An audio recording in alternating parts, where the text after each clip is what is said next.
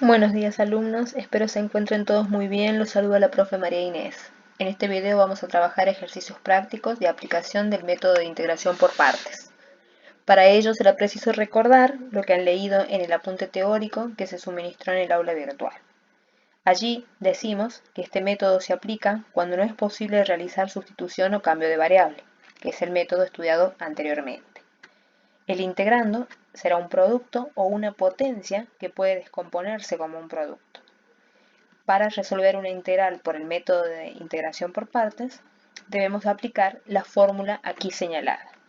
Observen que decimos integral de u diferencial de b, el producto entre u y el diferencial de b, igual a u por b menos la integral de b diferencial de u.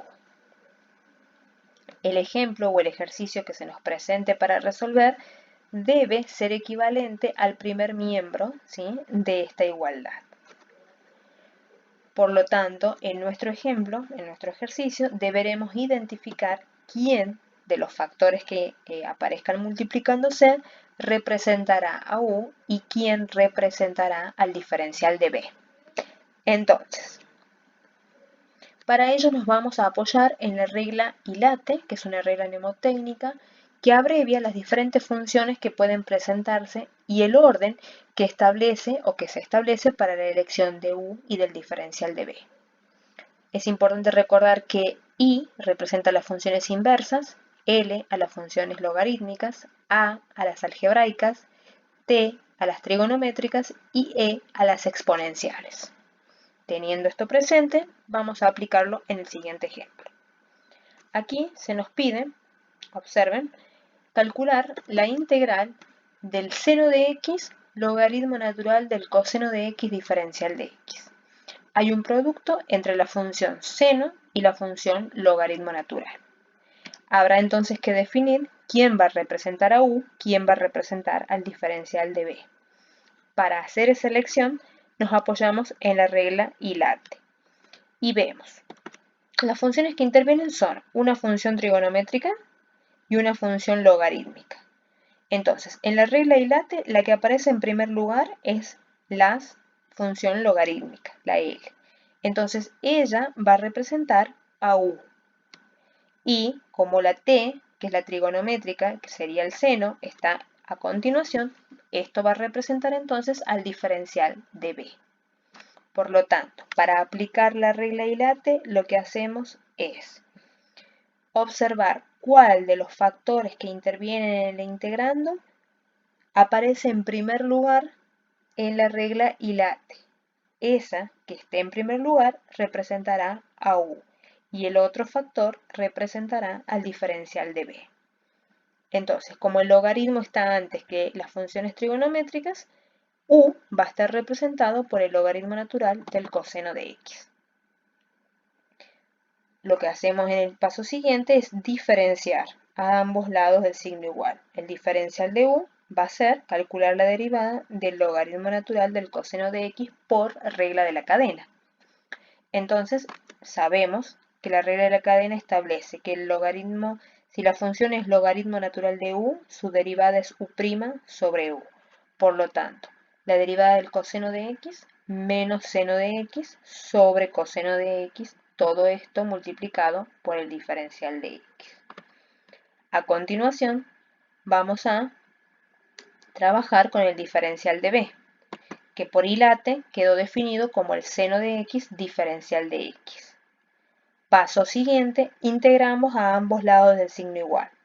Nos queda el integral del diferencial de b igual a la integral del seno de x diferencial de x. Sabemos que la integral del diferencial es igual a la variable, en este caso entonces a b, entonces b va a ser igual. La integral del seno de x diferencial de x es menos coseno de x, porque es una integral directa que la conocemos de la tabla, y así hemos definido u, su correspondiente diferencial, el diferencial de b, y al integral obtuvimos b. Con todo esto podemos entonces trabajar con la regla, ¿sí?, con la fórmula de integración. Nosotros ya tenemos la primera parte, la integral de u por el diferencial de b. Eso entonces va a ser igual y comienzo a reemplazar. u por b menos la integral de b por du. Sería entonces el paso siguiente expresado de esta manera. Decimos, la primera parte es la integral de u por el diferencial de b, y eso es igual a u, que es el logaritmo natural del coseno de x, por b, que es menos coseno de x, menos la integral de b, menos coseno de x, por el diferencial de u, que es menos seno de x sobre coseno de x, diferencial de x. Ahora bien, tendré que realizar algunos cálculos algebraicos, ordenar en el paso siguiente. Fíjense lo que hicimos. Antes del símbolo integral, del menos, del símbolo integral, tenemos un producto entre el logaritmo natural del coseno de x y menos coseno de x. Como es un producto y uno de los factores negativos, el resultado será negativo, entonces, para una mejor lectura del término, podemos al signo menos expresarlo delante del primer factor, que es logaritmo del coseno, quedando menos logaritmo natural del coseno de x por coseno de x, menos, el menos que estaba, la integral, va el símbolo integral, y dentro del integrando tenemos un producto de dos términos negativos, por lo tanto el resultado será positivo. Pero a su vez tenemos un factor y el otro es una fracción cuyo denominador es igual al primer factor. Por lo tanto allí voy a editar para poder simplificar. Entonces, ahí está, espero que se pueda visualizar. Estoy simplificando los cosenos, el que está en el numerador con el del denominador. Por lo tanto, este integrando se resumiría o se reduciría a la integral del seno de x diferencial de x, que es una integral directa. Entonces, allí podemos resolver directamente. Y nos queda lo que teníamos, menos logaritmo natural del coseno de x por coseno de x, menos, y al resolver la integral del seno, esta es menos coseno, más la constante de integración. Aquí deberé suprimir paréntesis, lo que hago en el siguiente paso, y por lo tanto, el resultado me estaría quedando menos logaritmo natural del coseno de x por coseno de x más coseno de x más constante de integración. Y así entonces hemos resuelto el primer ejemplo. A continuación, vamos a resolver una nueva integral. Fíjense, nos dan la integral, a ver si allí se visualiza mejor, de x al cuadrado e a la x diferencial de x. Hay un producto, por lo tanto vamos a aplicar, y no es posible hacer cambio de variable, entonces aplicamos integración por partes, y vamos a tener que definir quién representa a u y quién representa el diferencial de b, apoyándonos en la regla ILATE.